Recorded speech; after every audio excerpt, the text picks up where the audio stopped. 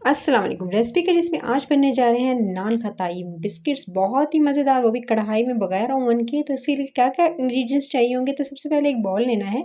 उसके अंदर आपने ऐड कर लेना है आपने मैदे को अच्छे से छान लीजिएगा। मेयरिंग कप है मेरे पास 250 ग्राम का, तो मैंने 2 अदद भर कर लिए हैं। इसके अंदर आपने इस तरह से मैदे के आपने ले लेने हैं। यानी अगर आपके पास नहीं है मेयरिंग कप, तो आप इसकी जगह जो है कोई सी भी प्याली इसी साइज़ की ले लीजिएगा और 2 अदद भर कर डाल दीजिएगा। उसके बाद आपने ले लेना है मैदे के बाद आपने बेसन जो है वो इसकी मिकदार आपने ले लेनी है 1 कप। यानी अगर आपके पास मैदा डबल क्वांटिटी में था, मैदे के बाद आपने बेसन ले लेना है। बेसन जो है 1 कप आपने भर के लेना है।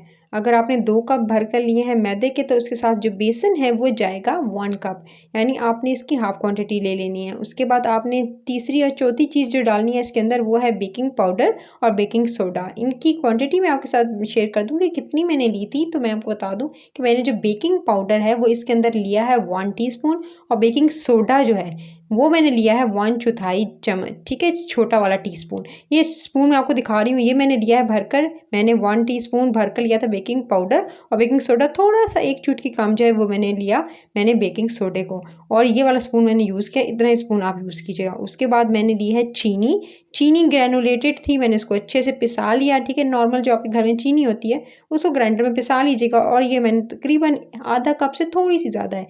यानी अगर आप इसकी जगह वाइट की बजाय अगर आप चाहें तो आप इस जगह पर आप ब्राउन शुगर का इस्तेमाल भी कर सकते हैं, क्योंकि कुछ लोगों को जो है वो वाइट शुगर सूट नहीं करती, तो वो ब्राउन शुगर का इस्तेमाल करते हैं, वो ज़्यादा हेल्दी होती है। चलें जी, अब आपने इन तमाम चीज़ों को या तो हाथों से मिक्स कर लें या अच्छे से छान लें, इकट्ठा छान लीजिए। क्या नहीं तो आप जो मैदा और बेसन को तो ज़रूर छानिएगा। स्टार्टिंग में मैंने आपको बताया था कि इन दोनों को छान कर उसके बाद ही आप शामिल कीजिएगा।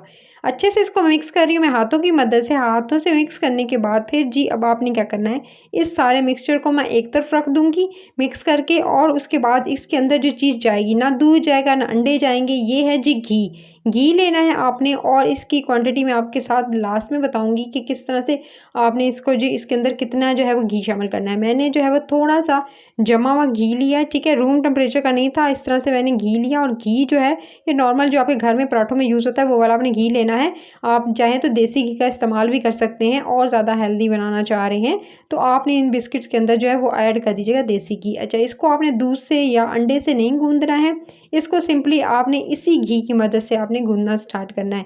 अच्छा, इसको गूंदेंगे हाथों की मदद से अच्छे से, ना तो आप इसे बीटर की मदद से मिक्स कीजिएगा, और ना ही आप जो है इसको आप जो है वो स्कर की मदद से मिक्स कीजिएगा। आप सिंपली जो है इसको इस तरह से हाथों से आपने अच्छे से इसे गूंदते जाना है, और थोड़ा थोड़ा करके घी शामिल करते जाना है। जब आपका मिक्सचर बिल्कुल डन हो जाएगा, तो यानी आपका मिक्सचर बाइंड होना स्टार्ट हो जाए, नॉर्मली जिस तरह से बिस्किट का मिक्सचर रेडी किया जाता है मैं आपको बताऊँगी किस तरह से होता है। अभी देख सकते हैं कि अभी ये जुड़ नहीं रहा है, क्यों? क्योंकि इसके अंदर घी की क्वांटिटी कम है। अगर आप इसको एक साथ यानी डाल देंगे घी को, तो हो सकता है कि घी बहुत ज़्यादा हो जाए और आपका मिक्सचर जो है बिल्कुल एकदम ख़राब हो जाए। बैटर ख़राब नहीं करना है आपने, थोड़ा थोड़ा करके आपने इसके अंदर घी शामिल करना है। जब तक कि ये बिल्कुल इकट्ठा होकर बाइंड नहीं हो जाता, अच्छे से मिक्सचर रेडी नहीं हो जाता, आपने जो है इसको थोड़ा थोड़ा करके शामिल करते जाना है। जिस तरह से नॉर्मली जो है आप आटा गूंथते हैं उसमें थोड़ा थोड़ा करके पानी शामिल करते हैं, ताकि एक दफ़ा में पानी ऐड कर दिया तो वो बहुत ज़्यादा पतला हो जाएगा, या बहुत ज़्यादा जो है रनी होने की वजह से या तो आप उससे जो है रोटी नहीं बेल सकेंगे, या आप जो है अगर बहुत कम इस्तेमाल किया तो बहुत सख्त हो जाएगा। तो आपने इसकी सॉफ्ट सी डो बनानी है, तो इसके लिए आपको थोड़ा थोड़ा करके आपने इसके अंदर घी शामिल करना है। अच्छा जी, मैं जो हूँ इसके अंदर थोड़ा थोड़ा करके शामिल कर रही हूँ, या मैं थोड़ा सा सिर्फ 1 टेबल स्पून छोड़ रही हूँ, और बाकी जो है मुझे लग रहा था इतना इनफ रहेगा। तो मैं आपको बाइंड करके दिखाती हूँ। यानी मैंने आधा कप जो है घी लिया, ठीक है, उसमें से सिर्फ और सिर्फ 1 टेबल स्पून छोड़ दिया है। सो आपने आधा कप इस तरह इतने ही मेजरिंग कप के हिसाब से या आप प्याली जो है ले लीजिएगा। तो मैंने जो है वो इतना लिया, और उसके बाद जो है मैं डिटेल में जो है वो इंग्रेडिएंट्स जो हैं वो डिस्क्रिप्शन में डाल दूँगी, तो आप वहाँ पे भी नोट कर सकते हैं। चलिए जी, अच्छे से इसको मैंने गूँध लिया, बाइंड कर लिया, देख सकते हैं इस तरह से मिक्सचर रेडी हो गया। अब ये देख सकते हैं हाथों में इस तरह से सॉफ्ट सी डो रेडी हुई है। अब आपने डो को इस तरह से थोड़ा-सा फैलाना है, ठीक है? इसको बनाने का तरीका बताती हूँ। इसके अंदर थोड़े से आपने रखने हैं क्रश किए हुए बादाम, ये बादाम है, ठीक है? उसके बाद इसको थोड़ा-थोड़ा मैंने क्रश कर लिया था। आप चाहें तो पाउडर इस्तेमाल मत कीजिएगा।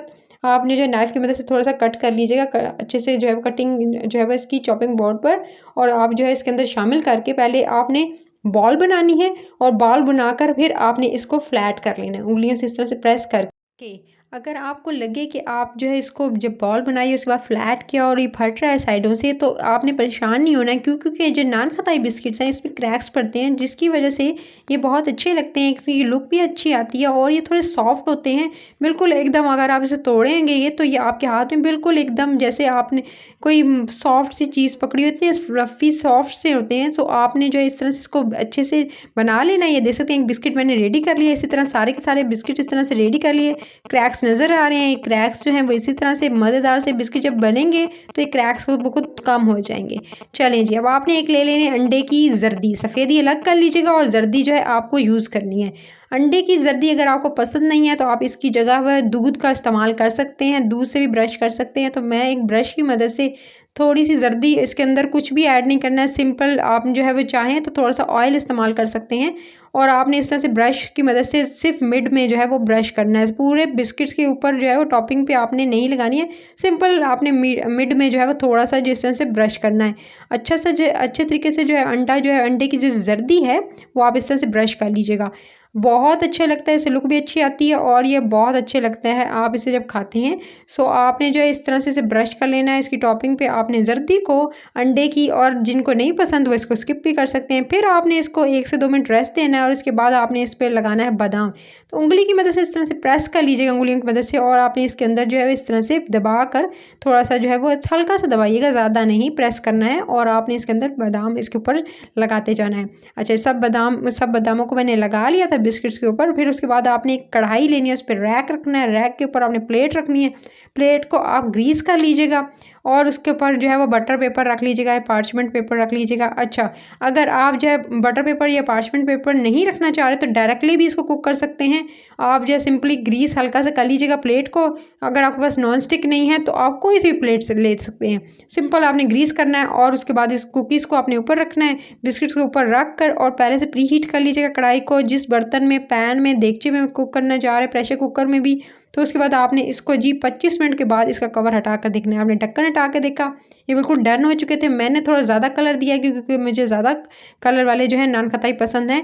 सो आप जो है इसे लाइट कलर दे सकते हैं। जब मैं आपको बताऊंगी कि लाइट कलर के भी इंशाल्लाह किसी दिन बना कर बताऊंगी। फिर इसको रैक पे आपने थोड़ी देर ठंडा होना देना है।